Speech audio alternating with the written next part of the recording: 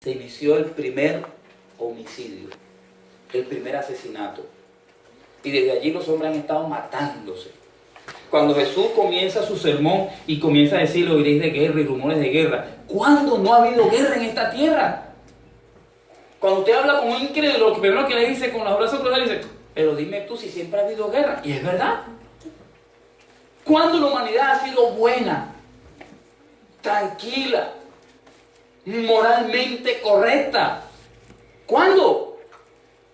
¿Ha habido algún momento que usted puede decir, es que antes no era así? Los abuelitos le pueden decir a la generación de hoy, es que ustedes están perdidos, pero es que en la época de ellos también. ¿O es mentira lo que estoy diciendo? Jesús no se refería a eso, hermano. Y cuando usted lea más a fondo el texto, usted se va a dar cuenta qué es lo que realmente Jesús quiere resaltar cuando dice, como en los días de Noé, así será la venida del Hijo del Hombre.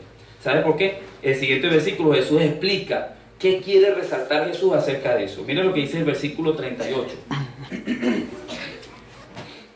San Mateo 24, 38. Miren Jesús la explicación que da. Porque como en los días antes del diluvio, estaban comiendo y bebiendo, casándose y dándose en casamiento hasta el día en que Noé entró, ¿dónde? En el arca. Si Jesús estuviese hablando de que como en los días de Noé, así va a ser la venida del Hijo del Hombre, se refería a cómo iba a ser la condición del mundo antes de su venida, ¿qué hubiese dicho? Porque como en los días, disculpe, esto es apócrifo, voy a decir, esta es la versión mía. Porque como en los días antes del diluvio, estaban llenos de violencia y estaban corrompidos. Y sus pensamientos eran solo de continuo para el mal. ¿Verdad que diría así? ¿Qué enfatiza Jesús? Ni la violencia no la menciona. Ni la corrupción tampoco la menciona. ¿Qué le preocupa a Jesús? O mejor dicho, ¿cuál es el interés de Jesús al decirte a ti y a mí que su venida va a ser como en los días de Noé? ¿Quieres saberlo? Veamos el contexto. ¿Por qué Jesús da ese sermón? Para que usted pueda entender un texto de la Biblia, usted tiene que saber en su contexto por qué se da lo que se está diciendo allí. ¿Por qué Jesús tuvo que hablar acerca de esto? Ustedes saben, ¿verdad?, que el capítulo 24 comienza cuando Jesús sale del templo y los discípulos comienzan a mostrarle las maravillas del templo de Dios. Eso es lo que dicen los primeros versículos. Versículo 1 dice, Jesús salió del templo y cuando ya se iba, se acercaron sus discípulos para mostrarle los edificios del templo. Jesús, mira qué bello el templo, qué majestuoso. Una de las maravillas del mundo antiguo, aún en pie. Y para sorpresa de los discípulos, Jesús les responde, versículo 2, y les dice, ¿veis todo esto? De cierto os digo, que no quedará aquí piedra sobre piedra que no sea derribada. Y los discípulos cuando miraron eso, ellos habrán reflexionado y dijeron, ¿el templo de quién es? ¿De quién es el templo? ¿De quién es el templo? De Dios. Ellos dicen, Dios va a cuidar su templo porque es de Él. Para que este templo se caiga, tiene que ser fin del mundo. Porque Dios no va a dejar destruir lo que es suyo. Y por eso el versículo 3 dice que cuando se sentaron en el monte de los olivos, los discípulos se le acercaron aparte y le dijeron al Señor, dinos, ¿cuándo serán estas cosas? ¿Y qué señal habrá de tu venida y del fin del mundo? De aquí en adelante, cuando usted sigue la lectura, se va a dar cuenta que Jesús no le está hablando al mundo. Jesús no dirige su sermón a los incrédulos. Jesús no le está hablando a los fariseos, ni a los escribas. No le está hablando a la multitud de gente que normalmente venía por el interés de recibir de Jesús sanidad o recibir algún beneficio. Jesús dio este sermón para sus discípulos. Y ese es el primer detalle importante. Para usted tener una interpretación correcta del texto, usted tiene que saber a quién se está dirigiendo esas palabras. Jesús no se está dirigiendo ni más ni menos a cualquier persona, sino a sus discípulos, que eran creyentes, que tenían fe, que eran parte de su pueblo y que eran sus discípulos. Amén. Ahora, cuando usted va leyendo el texto, usted se va a dar cuenta que lo primero que Jesús le dice es: miren que nadie los engañe.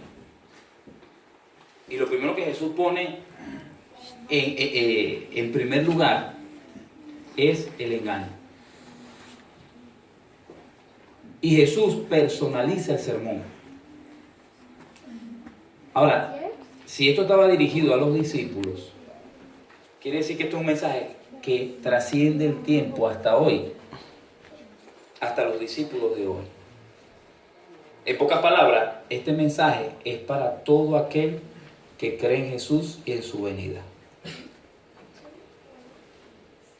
Amén. Ahora, siendo que esto era para los discípulos, notamos entonces, y volvamos al versículo, hay muchas cosas que pudiéramos hablar, pero quiero concentrarme solamente en la señal o la característica que Jesús habló acerca de los días de ¿quién? De Noé. Jesús no quería que los discípulos supieran, o no era el interés de Jesús que ellos se concentraran en cómo iba a ser, oigan bien lo que voy a decir, cómo iba a ser el mundo antes de la venida de Jesús. Jesús quiere que ellos vean otra cosa. Y por eso le dice en el versículo 38, pues como los días antes del diluvio estaban comiendo y bebiendo, casándose y dándose en casamiento hasta el día en que Noé entró en el arca. ¿Qué quería Jesús que vieran sus discípulos? Vamos a ir analizando por partes. ¿Es malo comer? Si fuera malo comer, yo fui malo esta mañana porque me eché un desayuno bueno antes de venir para acá. ¿Comieron ustedes ya? ¿Es malo comer? No. Para nada. ¿Y beber? Podemos conjeturar. Algunos pueden decir, bueno, pastor, depende, porque usted sabe si es licor o si... No. Beber no es malo. No estoy hablando de licor. ¿Y casarse? ¿Será malo casarse? ¿Por qué Jesús menciona esto entonces? En el contexto de los días de Noé, ¿qué estaba Jesús queriendo hacer que sus discípulos vieran? ¿Cuánto tiempo estuvo Noé predicando? ¿Cómo sabe usted que fueron 120 años? ¿En qué parte de la Biblia dice que eran 120 años? Bueno, yo siempre he escuchado, pastor, que en la iglesia el pastor nos ha dicho que son 120 años. Pero la Biblia sí lo dice. Génesis 6, vamos a leer rapidito allí, por favor.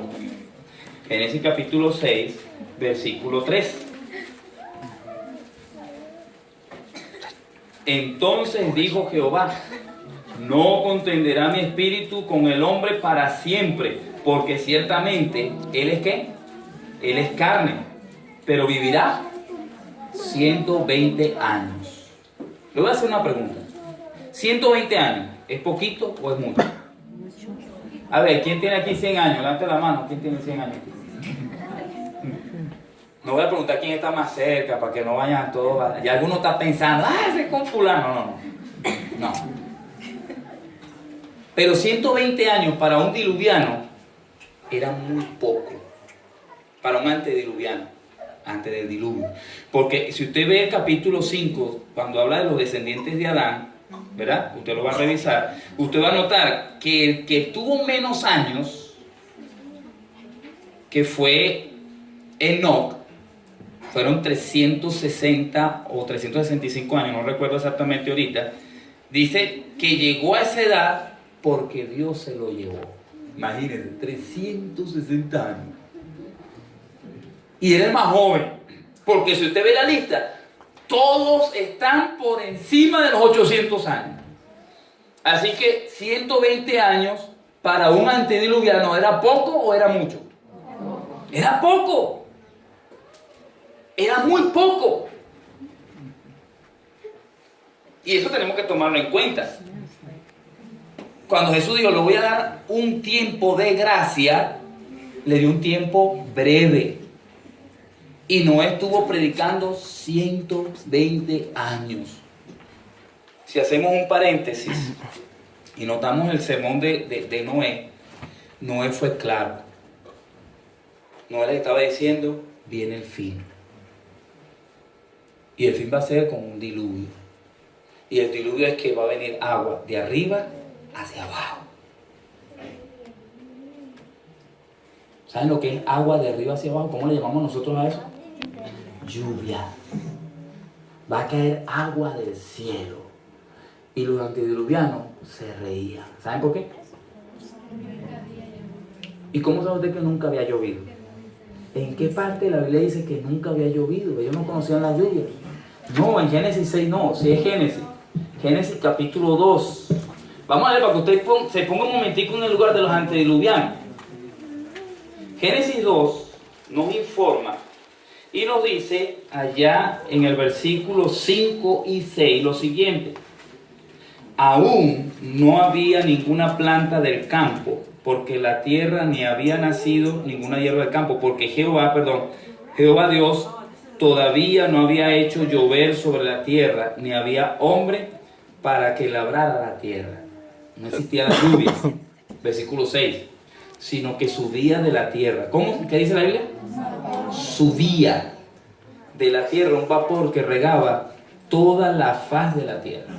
Ahora Noé llega y dice, mire, va a venir agua de arriba para abajo. Y ellos miraban a la tierra y veían que la tierra venía el agua de abajo para arriba. En pocas palabras, el mensaje de Noé iba en contra de la lógica. El mensaje de Noé iba en contra del sentido común. El mensaje de Noé iba en contra de la experiencia humana. Noé, mira, chico, pero ve de dónde viene el agua. ¿Dónde hay tierra en el cielo para que caiga agua de allá arriba? ¿Dónde está la tierra? En mis pies, Noé, en mis pies. ¿De dónde viene el agua, Noé? De la tierra, Noé. Mira para arriba. ¿Hay tierra en el cielo? ¿Estás loco? ¿Estás loco? 120 años Noé diciendo, pero otra cosa, ¿y cómo tú, Noé, nos demuestras que realmente va a venir agua? ¿Qué prueba daba Noé de que iba a haber agua? ¿Solamente lo decía? ¿Qué prueba daba Noé que iba a haber agua? ¿O no daba pruebas? Hermano, el arca. ¿Qué cosa? Imagínense ustedes, Noé haciendo un barco en tierra seca. ¿Cómo tú demuestras que viene agua? Mira lo que estoy haciendo. Cuando la tierra se cubra de agua, eso que tú estás viendo ahí se va a levantar. Y solamente lo que tenga allá adentro se van a salvar. Estás loco.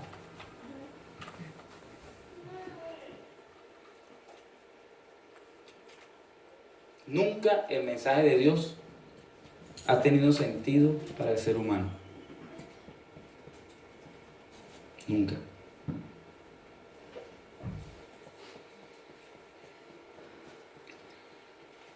Volviendo a Mateo 24. ¿Qué quiere enfatizar Jesús con esos tres elementos? Si usted lo ve en Lucas, capítulo 21, no lo busquen por favor, va a notar que Lucas añade no solamente la experiencia de los días de Noé, sino también los días de Lot, antes de la destrucción de Sodoma y Gomorra. Y utiliza los mismos elementos. Comían, bebían, y él añade algunos datos más. Plantaban, sembraban, hasta que vino el día de la destrucción. Y el versículo 39 dice, y no entendieron hasta que vino el diluvio y se los llevó a todos. Así también será la venida del Hijo del Hombre. Mire, Jesús cuando le dijo esto, ¿a quién? A los discípulos. No quería, hermanos, que cuando llegara su día, los discípulos fueran llevados por la destrucción. Y por eso la advertencia que Él les da es cómo eran los días antes del diluvio. ¿Qué estaban haciendo los creyentes? Pastor, ¿quiénes? ¿Habían creyentes antes del diluvio? Sí. Muchos que se van a perder, hermano. ¿Sabía usted que muchos de los que se van a perder, la mayoría de los que se van a perderse siendo creyentes? Mateo capítulo 7, versículo 21. San Mateo 7, versículo 21. Cuando lo tenga, dígame para yo leer. No todo el que me dice Señor, Señor, entrará en el reino de los cielos, sino el que hace la voluntad de mi Padre que está en los cielos.